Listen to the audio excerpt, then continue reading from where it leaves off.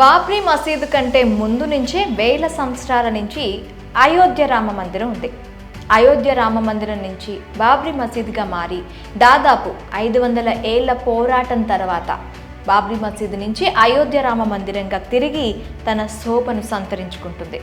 ఈ క్రమంలో ఎదురైన సంఘటనలు, కోల్పోయిన ప్రాణాలు, పోరాటాలు వంటి పూర్తి వివరాలు మీకోసం. అయోధ్య ఈ పేరు పురాణాల్లోని ఆయుధ్ అనే మహారాజు నుంచి వచ్చింది. ఆయుధ్ అనే పదం సంస్కృత పదమైన యుద్ధ్ నుంచి వచ్చింది. ఆయుధ్ మహారాజు పుట్టడం వల్ల ఆ నగరానికి అయోధ్య అనే పేరు వచ్చిందని చెప్తారు. ఆయుధ్ మహారాజు శ్రీరాముని పూర్వీకులు అని చెప్తారు. శ్రీరాముడు అవతరించిన ప్రదేశం ఈ అయోధ్య. ఒకప్పుడు కోసల రాజ్యానికి రాజధానిగా ఉండేది ఈ అయోధ్య. ఈ అయోధ్య నగరాన్ని దశరథ మహారాజు పరిపాలించేవాడు. అయితే పుత్రులు లేని లోటుతో ఉన్న దశరథ మహారాజుకి పుత్రకామేష్టి యోగం వల్ల రామ, లక్ష్మణ, భరత, శత్రుఘ్నుడు జన్మిస్తారు. కొన్నేళ్లకు విశ్వామిత్రుడు వచ్చి రాముడిని తన వెంట తీసుకెళ్తాడు. ఆ తర్వాత ఏం జరిగింది అనేది అందరికీ తెలిసిందే. రావణ సంహారం, రామావతారం చాలించడం తెలిసిందే. రాముడు జన్మించిన పుణ్యస్థలం కాబట్టి అయోధ్యలో రాముడి కుమారుల్లో ఒకరైన కుశుడు రామ మందిరాన్ని నిర్మించాడు. ఆ సమయంలో అయోధ్యలో 3000 సీతారామాలయాలు ఉండేవని చెప్తారు. అయితే సామాన్య శక పూర్వం 5వ శతాబ్దంలో చాలా ఆలయాలు పాడైపోయాయని, వాటిని ఉజ్జయిని రాజు అయినటువంటి విక్రమాదిత్యుడు బాగు చేయించాడని చెప్తారు. అప్పటి నుంచి చాలా ఏళ్ల పాటు ఆ మందిరాలు పూజలతో కలకల్లాడేవి. సాలార్ మసూద్ ఘాజీ ఇతను మహమ్మద్ గజని మేనలుడు. అనేక సార్లు సోమనాథ్ ఆలయాన్ని లూటీ చేసిన మహమ్మద్ గజని మేనలుడే ఈ సాలార్ మసూద్ ఘాజీ. ఢిల్లీ, మీరట్, బులంద్ షహర్, బుదౌన్ అలాగే కన్నాజ్ రాజులను ఓడించి ఆలయాలను ధ్వంసం చేసుకుంటూ ఉత్తరప్రదేశ్లోని బారాబంకి చేరుకున్నాడు. బహైజ్ మీద దాడి చేసి అయోధ్య చేరుకోవాలనుకున్నాడు మహమ్మద్ ఘాజీ. 130,000 మంది సైన్యంతో సాలార్ మసూద్ ఘాజీ బహైజ్పై దాడికి యత్నించాడు. ఆ సమయంలో శ్రావస్తి రాజ్యానికి చెందిన మహారాజు సుహేల్ దేవ్ పక్క రాజ్యాల రాజులతో కలిసి సాలార్ మసూద్కి చెందిన 130,000 మంది సైన్యాన్ని నేలమట్టం చేశాడు.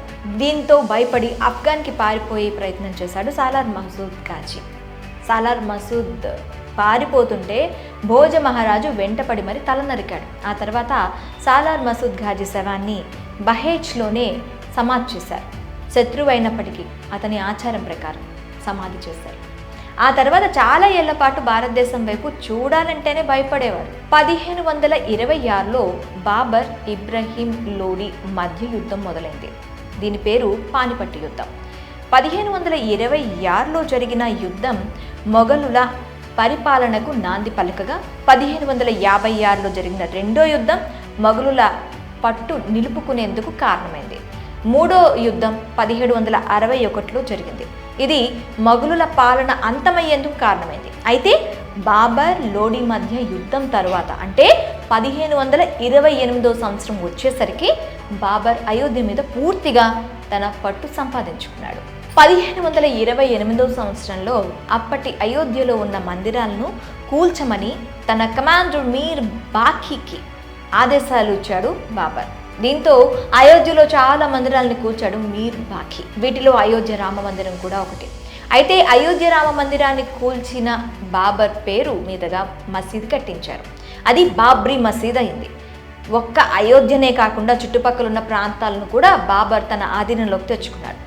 బాబర్ తర్వాత చాలా ఏళ్ల పాటు మొఘలుల పాలన సాగింది.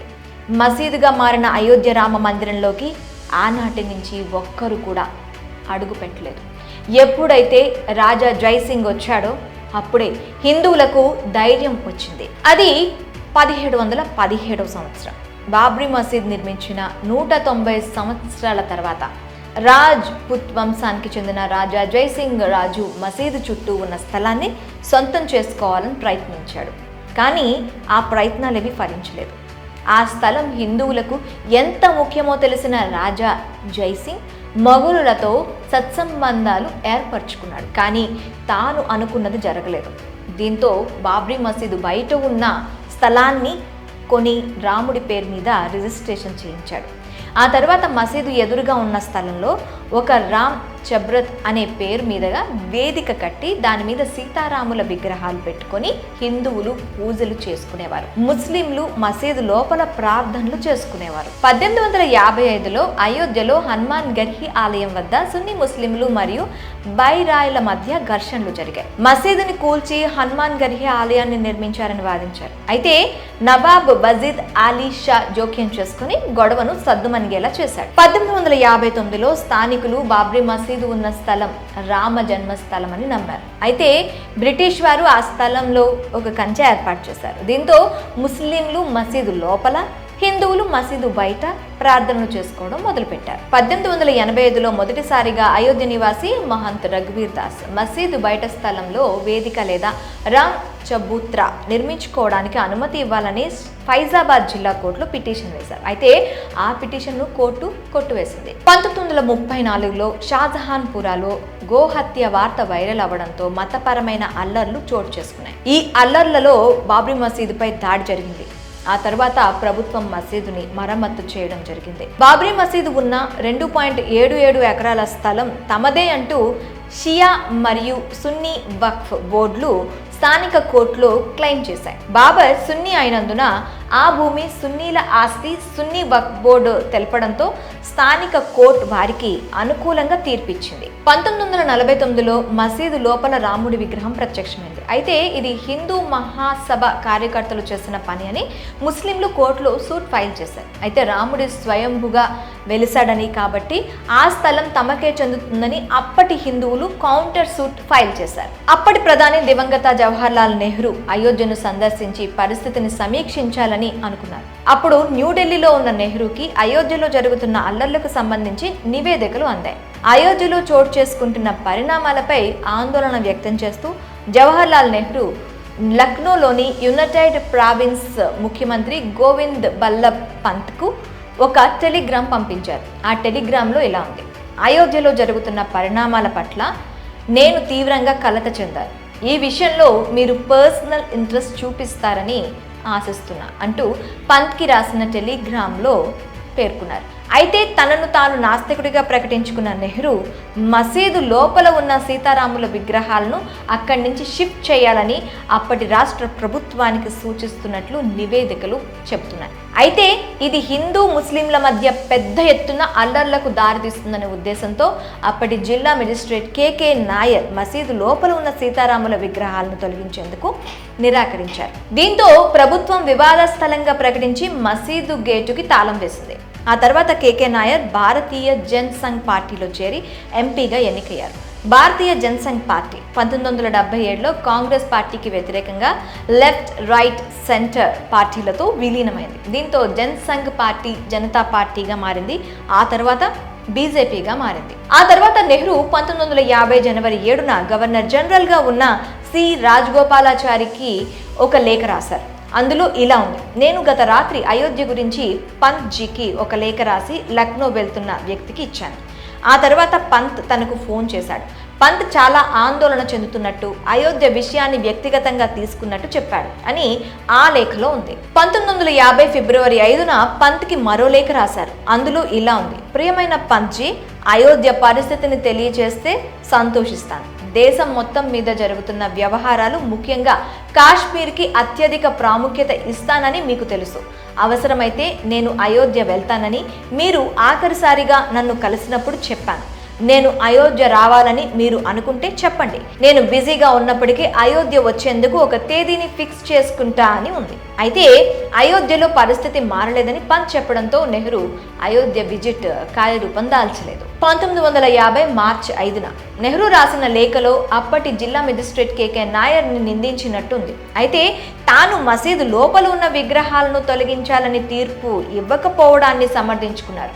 విగ్రహాలను తొలగించేందుకు అంగీకరిస్తే ఎంతో మంది ప్రాణాలు కోల్పోతారని అన్నారు. 1950లో షాహిం అన్సారీ అనే వ్యక్తి మసీదు గేట్లు ఓపెన్ చేయాలని, నమాజ్ చేసుకునేందుకు అనుమతి ఇవ్వాలని ఫైజాబాద్ కోర్టులో తొలి పిటిషన్ వేశారు. గోపాల్ సింగ్ విశారద్ మహంత్ పరమహంస రామచంద్ర దాస్ ఇద్దరు కూడా ఫైజాబాద్ కోర్టులో కౌంటర్ పిటిషన్ వేశారు. ఇది వివాదాస్పద స్థలం మీద వేయబడ్డ రెండో పిటిషన్. మసీదు లోపల రామ జన్మభూమి స్థలం ఉన్న విగ్రహాలకు పూజలు చేసుకునేందుకు అనుమతి ఇవ్వాలని ఆ పిటిషన్ లో పేర్కొన్నారు. అయితే మసీదు లోపల ప్రాంగణం తాళం వేసి ఉన్నప్పుడు బయట నుంచి పూజలు చేసుకునేందుకు కోర్టు మధ్యంతర ఉత్తర్వులు జారీ చేసింది. అది కూడా ఏడాదికి ఒకసారి కేవలం పూజారికి మాత్రమే అనుమతి ఇచ్చింది. ఇతరులకు ప్రవేశం నిషేధించింది కోర్టు.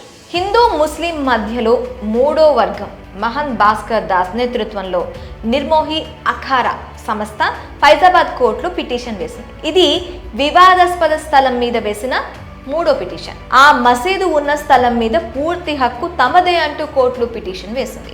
ఎన్నో ఏళ్లుగా తమ పూర్వీకులు అక్కడ పూజలు చేసుకుంటున్నారని సదరు సంస్థ చెప్పుకొచ్చింది. నిర్మోహి అఖారా అనేది వైష్ణవ్ బైరాగి సాంప్రదాయంలో ఒక భాగం. అఖిల భారతీయ అఖారా పరిషత్ చేత గుర్తింపు పొందిన సంస్థ ఈ నిర్మోహి అఖారా. రామ్నంది వర్గీస్ తో చేయబడిన పంచాయతీ మఠం ఈ నిర్మోహి అఖారా 1400 AD నుంచే అయోధ్యలో ప్రజా మతంగా ఉందని నిర్మోహి అఖారా చెప్తుంది. ఆ స్థలంలో పూజలు చేసుకునే హక్కు తమకే ఉందని నిర్మోహి అఖారా కోర్టులో పిటిషన్ వేసింది. ఉత్తరప్రదేశ్ సున్నీ సెంట్రల్ వక్ఫ్ బోర్డు ఫైజాబాద్ కోర్టులో పిటిషన్ వేసింది. ఇది నాలుగో పిటిషన్.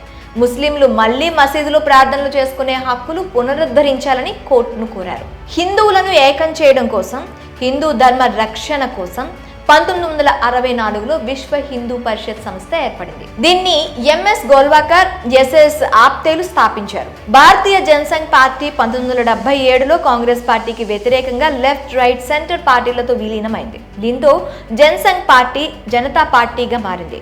ఆ తర్వాత జనతా పార్టీ రద్దుతో బీజేపీ పార్టీ స్థాపించబడింది. ఉత్తరప్రదేశ్ కి చెందిన సున్నీ సెంట్రల్ వక్ఫ్ బోర్డు మసీదు స్థలాన్ని స్వాధీనం చేసుకునేందుకు కోర్టులో పిటిషన్ వేసింది. అలహాబాద్ హైకోర్టు మాజీ జడ్జి, సీనియర్ లాయర్ అయిన డయోకి నందన్ అగర్వాల్ 1983లో రిటైర్ అయ్యారు. ఆ తర్వాత ఆయన ఫైజాబాద్ వెళ్లి అక్కడ మసీదు ఉన్న స్థలం రామ జన్మ స్థలం అని ప్రూవ్ చేయడానికి డేటా, రెవెన్యూ రికార్డ్స్ అన్నింటినీ సేకరించారు. ఎల్కే అద్వానీ రామ జన్మస్థలంలో రామ మందిరం నిర్మించాలని ఒక ఉద్యమానికి తెరలేపారు. ఆ ఉద్యమం ఊపందుకోవడంతో రామ జన్మస్థలానికి విముక్తి కల్పించి మందిరం నిర్మించడం కోసం విశ్వ హిందూ పరిషత్ సహా పలు హిందూ సంస్థలు ఒక కమిటీ వేశాయి. 1981లో మీనాక్షిపురంలో 400 నుంచి 800 మంది దళిత కుటుంబాలు ఇస్లాంలోకి మతం మారిన దానికి ప్రతిస్పందనగా విశ్వ హిందూ పరిషత్ ధర్మ సంసద్ ను నిర్వహించింది. విశ్వ హిందూ పరిషత్ జాయింట్ సెక్రటరీ అశోక్ సింగర్ నాయకత్వంలో అయోధ్యలో రామ మందిరం నిర్మాణం జరగాలన్న డిమాండ్ ఎక్కువైంది. 1984 సెప్టెంబర్ 25న బీహార్లోని సీతా మహర్షి నుంచి ఢిల్లీకి శ్రీరామ్ జానకి రథయాత్ర చేపట్టారు. ఉత్తరప్రదేశ్లో మరో 6 యాత్రలు చేపట్టారు. ఇందిరాగాంధీ హత్య తర్వాత 9వ లోక్సభ జనరల్ ఎన్నికలు జరిగాయి. 541 సీట్లకు గాను బీజేపీ కేవలం 2 స్థానాలు మాత్రమే గెలుచుకుంది. దీంతో బలహీనంగా ఉన్న బీజేపీ రామ జన్మభూమి ఉద్యమానికి మద్దతు ఇవ్వడంలో విఫలమైంది. మహమ్మద్ అహ్మద్ ఖాన్ షాబానో బేగం కేసులో ఆమెకు మెయింటెనెన్స్ కింద భరణం ఇవ్వాలని హైకోర్టు ఇచ్చిన తీర్పుని సుప్రీంకోర్టు సమర్థించింది. అయితే ఆ తీర్పును ముస్లిం నేతలు ఖండించారు. 1986లో 2.77 ఎకరాల భూమిలో ఉన్న రామ్ చబుత్రాలో పూజలు చేసుకునేందుకు అనుమతి ఇవ్వాలని విశ్వ హిందూ పరిషత్ కోర్టులో పిటిషన్ వేసింది. కోర్టు అనుమతితో మసీదు గేట్లు తెరవబడ్డాయి. హిందువులు పూజలు చేసుకునేందుకు కోర్టు అనుమతి ఇచ్చింది. కోర్టు తీర్పు నచ్చని నిరసనకారులు బాబ్రీ మసీద్ యాక్షన్ కమిటీని ఏర్పాటు చేసుకున్నారు. చరిత్రకారుడు రామచంద్ర గుహు ప్రకారం ఢిల్లీలోని ప్రధాని కార్యాలయం నుంచి వచ్చిన ఆదేశాల మేరకు కోర్టు న్యాయమూర్తి తీర్పు ఇచ్చినట్లు అప్పట్లో బలంగా నమ్మారు. తీర్పు వెలువడిన గంటలోనే మసీదు తాళాలు తెరవడంతో స్థానిక ప్రభుత్వానికి ఈ తీర్పు అనుకూలంగా వస్తుందని ముందే తెలిసినట్లయింది. ఆ సమయంలో రాజీవ్ గాంధీ ప్రధానమంత్రిగా ఉన్నారు. అప్పటి ప్రభుత్వంపై అవినీతి ఆరోపణలు వస్తున్న క్రమంలో చేసిన విభజించు పాలించు చర్యలో భాగంగా చేసిన చర్యగా అప్పట్లో వాదనలు వినిపించాయి. కొన్ని నెలల తర్వాత ఆయన హిందువులను, ఆ తర్వాత ముస్లింలను బుజ్జగించే ప్రయత్నం చేశారు. 1986 మే నెలలో షాబానో కేసులో సుప్రీంకోర్టు ఇచ్చిన తీర్పుతో విడాకుల మీద ముస్లిం మహిళలకు రక్షణ ఇవ్వాలన్న ఉద్దేశంతో పార్లమెంట్ 1986 చట్టాన్ని పాస్ చేసింది. ఇక ఇదే ఏడాది రాజీవ్ గాంధీ ప్రభుత్వం మసీదు తలుపులు తెరవాలని నిర్ణయం తీసుకోవడం, షాబాను కేసులో సుప్రీంకోర్టు ఇచ్చిన తీర్పుపై వెనక్కి తగ్గడం వంటి అంశాలు అయోధ్య ఉద్యమంలో పాల్గొనేందుకు బీజేపీ పార్టీకి బలంగా సహకరించాయి. అప్పటి వరకు బలహీనంగా ఉన్న బీజేపీకి షాబాను కేసు విషయంలో సుప్రీంకోర్టు తీర్పు ఒక్కసారిగా బలాన్ని ఇచ్చింది.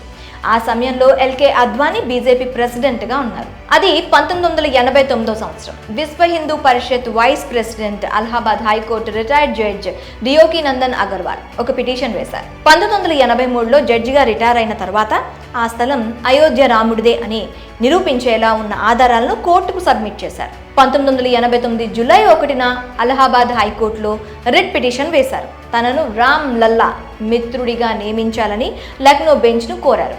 అప్పటి నుంచి నందన్ అగర్వాల్ అయోధ్య రాముడికి కమిటెడ్ న్యాయవాదిగా, భక్తుడిగా ఉన్నారు. ఈయన వేసిన పిటిషన్తో పాటు అయోధ్య రామ జన్మస్థలం తరపున వేసిన పిటిషన్ అన్నింటినీ జూలై 1996లో కోర్టు కలిపివేసింది. 1989 ఆగస్టు 14న బాబ్రీ మసీద్కు సంబంధించి యథాతథ స్థితిని కొనసాగించాలని అలహాబాద్ హైకోర్టు ఆదేశించింది. అప్పటి జనరల్ ఎలక్షన్లో 89 సీట్లు గెలుచుకోవడంతో దేశంలో మూడో పెద్ద పార్టీగా అవతరించింది బీజేపీ. సిపిఐ మద్దతుతో కాంగ్రెస్ ప్రభుత్వం అధికారంలోకి వచ్చింది. విశ్వనాథ్ ప్రతాప్ సింగ్ కి మద్దతు ఇవ్వడంతో ఆయన ప్రధానమంత్రి అయ్యారు. దీంతో కాంగ్రెస్ ప్రభుత్వం బీజేపీ డిమాండ్ ని నెరవేర్చింది. రామ జన్మభూమి స్థలంలో పునాది రాయి వేయడానికి విశ్వ హిందూ పరిషత్ కి అనుమతిచ్చింది. నవంబర్ 9న రామ మందిరం కోసం వివాదాస్పద స్థలంలో విశ్వ హిందూ పరిషత్ ఆ ల్యాండ్ లో పునాదులు వేస్తూ ఒక ఉద్యమానికి తెరలేపింది. 1990 సెప్టెంబర్ 25న బీజేపీ నేత ఎల్కే అద్వానీ సోమనాథ్ లో రథయాత్ర ప్రారంభించారు. 1990 అక్టోబర్ 30న పోలీసుల ఆదేశాలను ధిక్కరించి మసీద్ ల్యాండ్ లోకి కవాతు చేస్తున్న బీజేపీ కరసేవకుల మీద పోలీసులు కాల్పులు జరిపారు. ఈ కాల్పుల్లో 20 మంది కరసేవకులు మరణించారు. ఆ సమయంలో ములాయం సింగ్ ముఖ్యమంత్రిగా ఉన్నారు. ఆ తర్వాత ఉత్తరప్రదేశ్లో వరుస మత ఘర్షణలు చెలరేగాయి.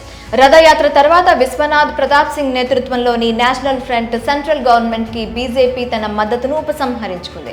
ఇది ప్రభుత్వ పతనానికి దారితీసింది. లోక్సభ జనరల్ ఎలక్షన్ లో 121 సీట్లు గెలుచుకుని దేశంలోనే రెండవ అతిపెద్ద పార్టీగా బీజేపీ అవతరించింది. పివి నరసింహారావు నేతృత్వంలోని కేంద్రంలో కాంగ్రెస్ పార్టీ ప్రభుత్వాన్ని ఏర్పాటు చేయగా బీజేపీ మధ్యప్రదేశ్, హిమాచల్ ప్రదేశ్, రాజస్థాన్, ఉత్తరప్రదేశ్ రాష్ట్రాల్లో ప్రభుత్వాలను ఫామ్ చేసింది. ఆ సమయంలో ఉత్తరప్రదేశ్ సీఎంగా కళ్యాణ్ సింగ్ ఎన్నికయ్యారు. అప్పుడు బాబ్రీ మసీద్కు ఎలాంటి హాని జరగదని కళ్యాణ్ సింగ్ వాగ్దానం చేస్తూ సుప్రీంకోర్టులో అఫిడవిట్ దాఖలు చేశారు. బాబ్రీ మసీద్ మీద దాడి 1992 డిసెంబర్ 6న బాబ్రీ మసీద్ వద్ద ర్యాలీని చేపట్టాలని బీజేపీ నాయకులు ఫిక్స్ అయ్యారు. దీంతో అల్లర్లు జరిగే అవకాశం ఉందని పోలీసులు మసీదు చుట్టూ బారికేడ్లు ఏర్పాటు చేశారు. ల్యాండ్ లోపలికి ఎవరిని ఎంటర్ అవ్వకుండా పోలీసులు బారికేడ్లు చుట్టూ నిలబడ్డారు. ఆర్ఎస్ఎస్ మరియు దాని అనుబంధ సంస్థలు 150,000 మంది విశ్వ హిందూ పరిషత్ మరియు బీజేపీ కరసేవకులతో బాబ్రీ మసీద్ ల్యాండ్ వద్ద ఒక మహా ర్యాలీని చేపట్టాయి. దీంతో పోలీసులకు అంతమందిని అడ్డుకోవడం కష్టమైంది. ఎల్కే అద్వానీ, మురళీ మనోహర్ జోషి, ఉమా భారతి వంటి బీజేపీ నాయకులు ఉద్వేగభరితమైన ప్రసంగాలు ఇచ్చారు. ఆ ప్రసంగాలకు ప్రభావితమైన బజరంగ్ దళ్, శివసేన కార్యకర్తలు బాబ్రీ మసీద్ మీద దాడి చేశారు. బారికేడ్లను దాటుకుంటూ మసీదు పైకెక్కి మరీ ధ్వంసం చేశారు. పోలీసులు కూడా ఏమీ చేయలేకపోయారు. ఇక బాబ్రీ మసీద్ మీద దాడి జరిగిన రోజు సాయంత్రమే కరసేవకులు అయోధ్యలోని స్థానిక ముస్లింల ఇళ్లను కూల్చడం మొదలుపెట్టారు. ఈ ఘటనలో 18 మంది ముస్లింలు మరణించారు. 23 మసీదులతో సహా దాదాపు చాలా మంది ముస్లింల ఇళ్ళు, దుకాణాలు తగలపట్టాయి. ముంబై సహా దేశంలోని పలు ప్రాంతాల్లో హింసాత్మక ఘటనలు చోటు చేసుకున్నాయి. ఈ ఘటనల వల్ల సుమారు 2,000 మంది మరణించారు. అయితే తన వాగ్దానం బ్రేక్ అయిందని భావించిన కళ్యాణ్ సింగ్ బాబ్రీ మసీద్ కూల్చిన రోజునే తన ముఖ్యమంత్రి పదవికి రాజీనామా చేశారు. బీజేపీ నాయకులైన అద్వానీ, ఉమాభారతి, ఎంఎం జోషిల మీద ఛార్జ్ షీట్ ఫైల్ అయింది. అయోధ్యలో రామ మందిరం కట్టాలన్న హిందువుల ఆశయానికి ఆయన ఒక ఐకాన్ గా పరిగణించబడ్డారు. అయితే తన వాగ్దానం బ్రేక్ అయిందని పదవికి రాజీనామా చేశారు. పాకిస్తాన్లోని ముస్లింలు 30కి పైగా హిందూ ఆలయాల మీద దాడి చేశారు. భారతదేశంలో బాబ్రీ మసీద్ కూల్చివేతను నిరసిస్తూ పాకిస్తాన్ ప్రభుత్వం ఒక రోజంతా కార్యాలయాలు, పాఠశాలలు మూసివేసింది. 1992లో ప్రధానిగా ఉన్న పివి నరసింహారావు బీజేపీ మద్దతుదారులే బాబ్రీ మసీదును కూల్చారని 4 రాష్ట్రాల్లో ఉన్న బీజేపీ ప్రభుత్వాలను బర్తరఫ్ చేశారు. ఇక ఇదే సంవత్సరంలో బాబ్రీ మసీద్ కూల్చివేతపై విచారణ చేపట్టేందుకు పివి నరసింహారావు ప్రభుత్వం లిబర్హాన్ కమిషన్ ని నియమించింది. దీనికి జస్టిస్ మన్మోహన్ సింగ్ లిబర్హాన్ అధ్యక్షతన వహించారు. అయోధ్యలో మసీదును కూల్చివేయడానికి దారితీసిన సంఘటనలు, పరిస్థితులు వంటి విషయాలను నిర్ధారించడం మాత్రమే లిబర్హాన్ కమిషన్ కి అందిన ఆదేశాలు. బాబ్రీ మసీద్ కూల్చివేతను నిరసిస్తూ ఉగ్రవాదులు బొంబాయి అంతటా బాంబు పేలులకు శ్రీకారం చుట్టారు. బాబ్రీ మసీద్ చుట్టూ ఉన్న 67.703 ఎకరాల భూమిని కేంద్రం స్వాధీనం చేసుకునే దాని కింద ఉన్న అయోధ్యలో నిర్దిష్ట ప్రాంతాన్ని స్వాధీనం చేసుకునే చట్టాన్ని ఆమోదించింది. అయితే ఆ చట్టంలోని కొన్ని అంశాలను సవాల్ చేస్తూ ఇస్మాయిల్ ఫరూఖీ ఒక వ్రాతపూర్వక పిటిషన్ వేశారు. ఇక ఇదే ఏడాది లిబర్హాన్ కమిషన్ తమ పరిశోధనను ప్రారంభించింది. ఈ కేసుని సిబిఐ తీసుకొని బీజేపీ నాయకుడు ఎల్కే అద్వానీపై ఛార్జ్ షీట్ ఫైల్ చేసింది. మసీదు కూల్చివేత ఘటనలో 19 మందిని నిందితులుగా చేర్చింది. వీరంతా మసీదు కూల్చివేయడానికి కుట్ర పన్నినట్లు సిబిఐ తేల్చింది. మసీద్ అనేది ఇస్లాంలో అంతర్భాగం అయినది కాదు, కాబట్టి నమాజ్ అనేది ఎక్కడైనా చేసుకోవచ్చు అని తెలిపింది. అలానే మసీదు కూల్చివేతలో ఉత్తరప్రదేశ్ సీఎం కళ్యాణ్ సింగ్ ని బాధ్యుడిని చేస్తూ 1 రోజు జైలు శిక్షతో పాటు 20,000 రూపాయల జరిమానా విధించింది. 1998వ సంవత్సరంలో ప్రధాని అటల్ బిహారీ వాజ్పేయి నేతృత్వంలోని బీజేపీ సంకీర్ణ ప్రభుత్వాన్ని ఏర్పాటు చేసింది. మసీదు కూల్చివేత వార్షికోత్సవం సందర్భంగా ఉద్రిక్తత నెలకొంది. విశ్వ హిందూ పరిషత్ మరోసారి వివాదాస్పద స్థలంలో హిందూ ఆలయం నిర్మిస్తామని ప్రతిజ్ఞ చేస్తుంది.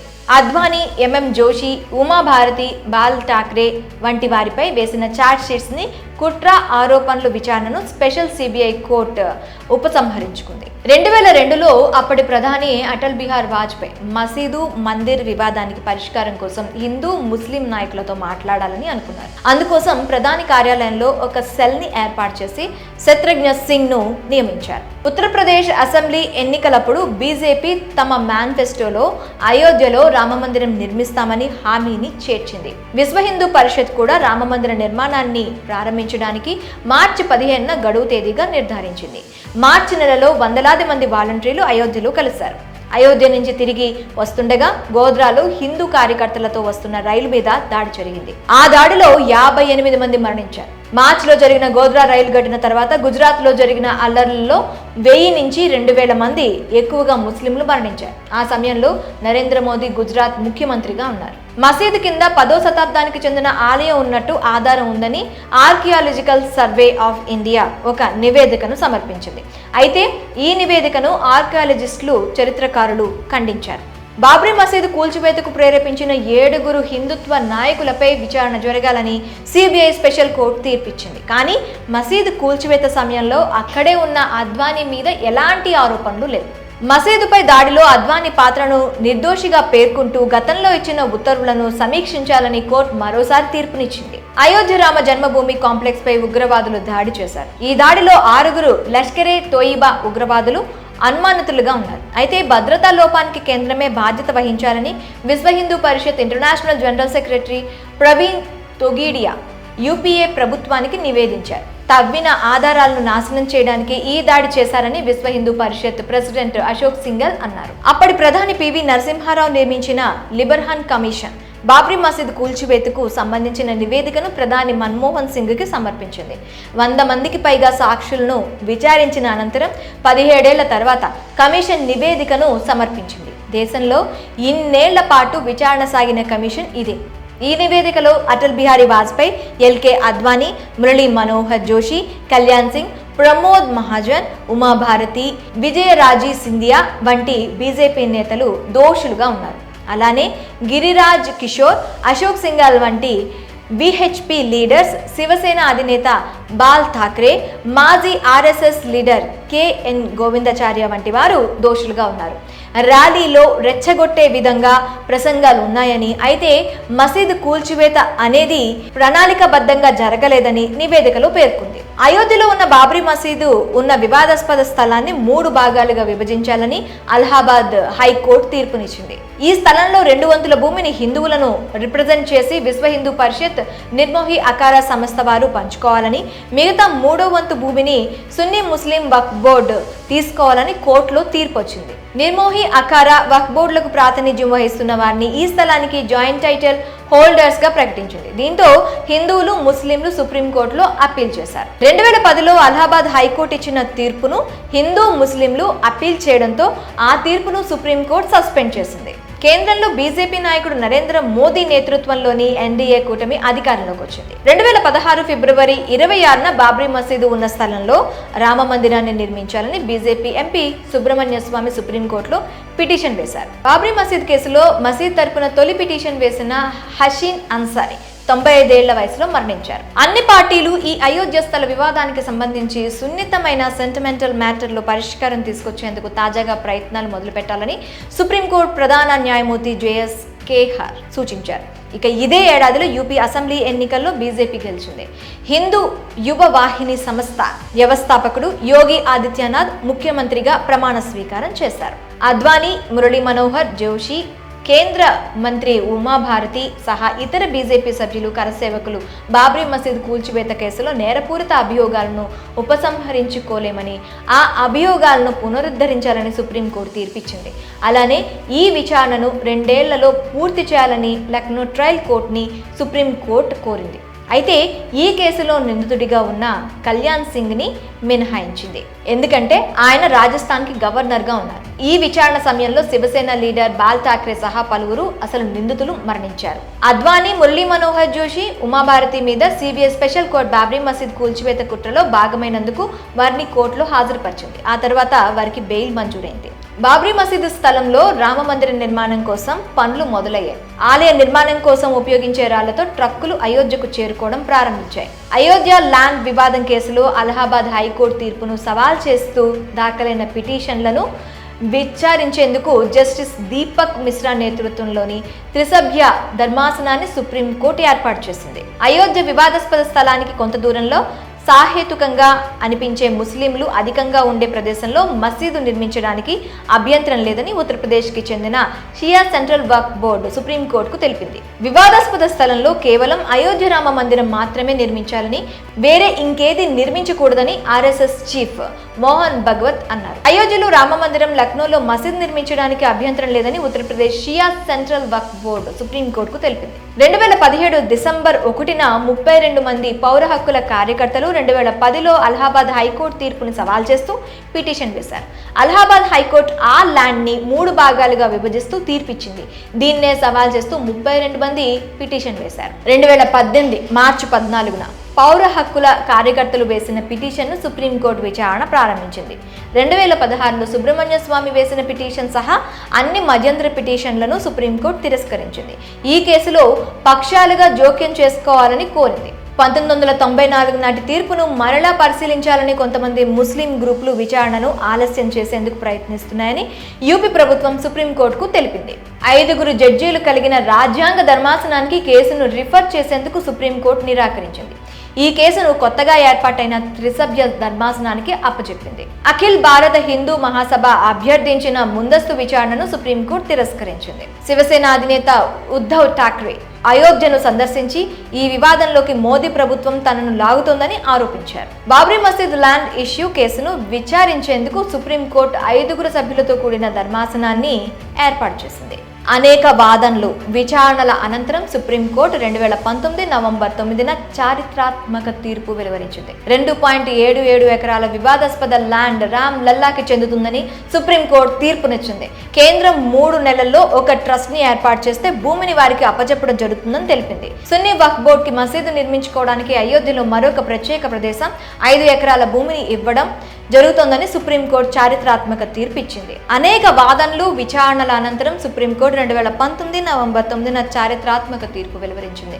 2.77 ఎకరాల వివాదాస్పద ల్యాండ్ రామ్ లల్లాకి చెందుతుందని సుప్రీంకోర్టు తీర్పు ఇచ్చింది. కేంద్రం 3 నెలల్లో ఒక ట్రస్ట్ ని ఏర్పాటు చేస్తే భూమిని వారికి అప్పచెప్పడం జరుగుతుందని తెలిపింది. సున్నీ వక్ఫ్ బోర్డ్ కి మసీదు నిర్మించుకోవడానికి అయోధ్యలో మరొక ప్రత్యేక ప్రదేశంలో 5 ఎకరాల భూమిని ఇవ్వడం జరుగుతుందని సుప్రీంకోర్టు చారిత్రాత్మక తీర్పు ఇచ్చింది. చీఫ్ జస్టిస్ రంజన్ గొగోయ్ నేతృత్వంలోని 5 సభ్యులతో కూడిన ధర్మాసనం ఏకగ్రీవ తీర్పునిచ్చింది. సుప్రీంకోర్టు తీర్పుతో కేంద్రం రామమందిర ట్రస్ట్ ని ఏర్పాటు చేసింది. ఆగస్టు 5న అయోధ్య రామమందిర నిర్మాణానికి అధికారికంగా పునాది పడింది. ఆగస్టు 5 ఉదయం 11 గంటల నుంచి మధ్యాహ్నం 1 గంట వరకు భూమి పూజ ఉంటుందని రామమందిర ట్రస్ట్ ప్రకటించినట్టుగానే భూమి పూజ ఘనంగా జరిగింది. ఈ అయోధ్య భూమి పూజకు ప్రధాని నరేంద్ర మోదీ హాజరయ్యారు.